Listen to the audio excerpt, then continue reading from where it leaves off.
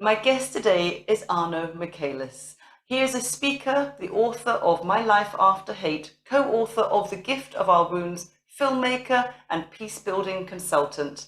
In the late 1980s and early 1990s, Arno was a leader of hate groups and the frontman of the hate metal band Centurion before single parenthood, love for his daughter, and the forgiveness shown by people he had once hated helped to change his world, bringing love for diversity and gratitude for all life. Arno has appeared on CNN's Anderson Cooper 360, The View, the BBC, CBC, and ABC. He has published on CNN, the Huffington Post, the Washington Post, and Al Jazeera English. So welcome to the show, Arno. Lovely to have you here, finally to meet you. Likewise, Madeleine, it's an honor. Ah, great. So because the show is called Unbroken, the first question I ask every guest is, what does the word unbroken mean to you? I've been thinking about that, and it's a challenging question because I feel a lot of things about me are broken and remain so after a long time. And in my case, it's not necessarily a bad thing. I think the broken part of me that I'm most proud of is my broken heart. And as a Buddhist, we believe that when our hearts are broken, that means they're opened so that the world can come and touch the most tender part of us. And my heart is definitely broken over the harm that I've done to the world. And over the past 12 years, as I've been traveling the world, trying to follow my healing process and help other people with theirs, that broken heart has definitely been a huge asset. And so it's something that I kind of want to keep broken. But when I think of unbroken, I definitely believe that my faith in humanity is unbroken. I had this drive to lash out and to repulse people. And I wasn't ignorant as to why this swastika repulsed people. I was aware of the Holocaust. I had classes in high school that talked about it. And I think it really just it added to the forbidden nature Mhm. of that symbol and that ideology. And that's what attracted me to it at the beginning. And I guess that's the very same with being in a punk group as well. Written it's the rebelling, the lashing out, and your music it sold well, didn't it? And it's still out there, really, isn't it?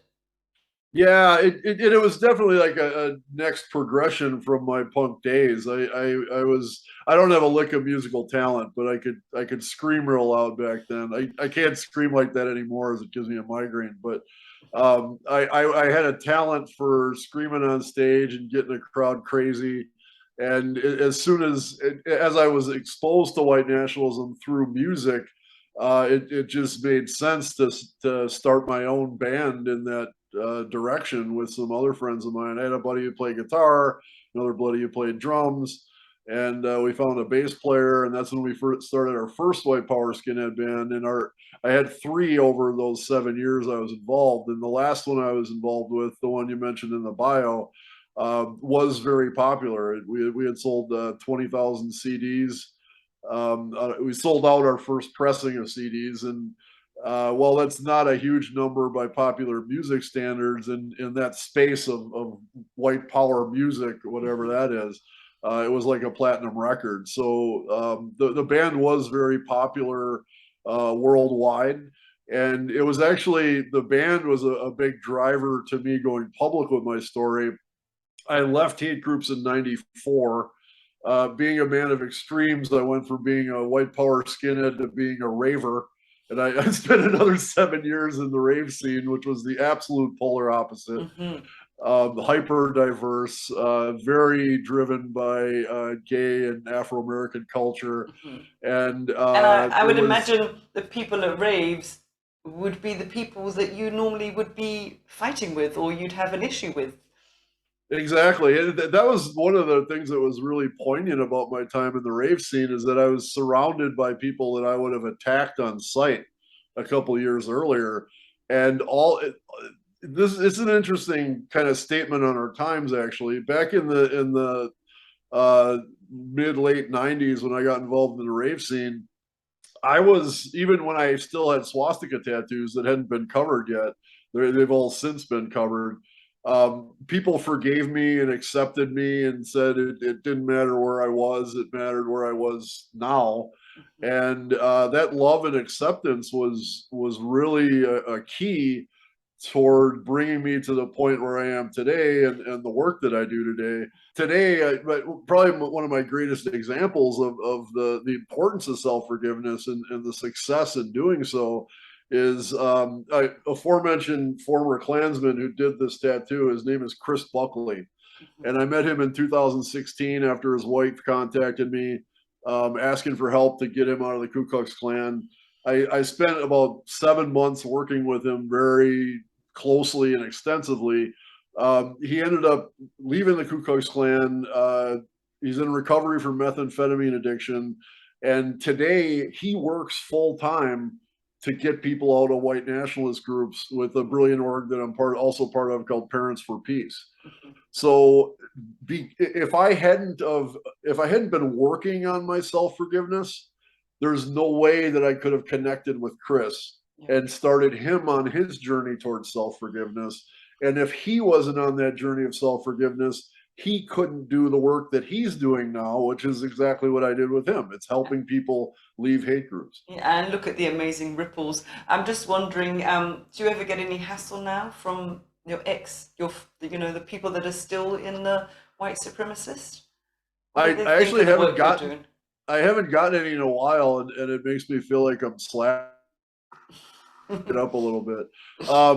It's when I left the movement, as we called it, in '94. My local group had really splintered. At its peak, there was about 150 warm bodies in southeastern Wisconsin, where I live. And by the time I left, it was just like me and the guys in my band and maybe a couple of the older guys.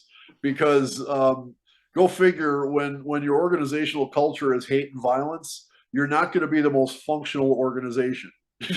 So it basically meant that there wasn't really anybody to come after me when I left. The other factor was I disappeared into the rave scene, which for a large part happened on the south side of Chicago. And that's the last place you're going to run into a white power skinhead. So as far as they were concerned, I kind of fell off the face of the earth. But when I went public with my story in 2010, I did get a pretty significant degree of heat from my old buddies. And surprisingly, there was a lot of like really vicious hate stuff threatening my life and whatnot. But there was also people who I remembered clearly, and they were like, well, Arno, I can't say I support what you're doing, but I'm glad you're still around because I was so like wild and violent back in the day that everybody was just surprised I was still alive. And even the people people that I knew who were still in it, like still felt a seed of friendship with me and weren't like really coming at me with hate. But there's a lot of people who do come at me with hate. It's never been more than like nasty emails.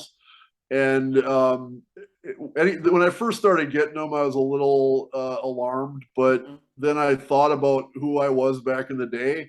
And I just reminded myself, like, if I was coming for you, the last thing I'm going to do is send you an email first. In the States, there's a 24-hour toll-free nationwide helpline that people can call. It's 844-49-PEACE. And when people call that number, we have a triage system that kicks in, and whatever kind of help people need.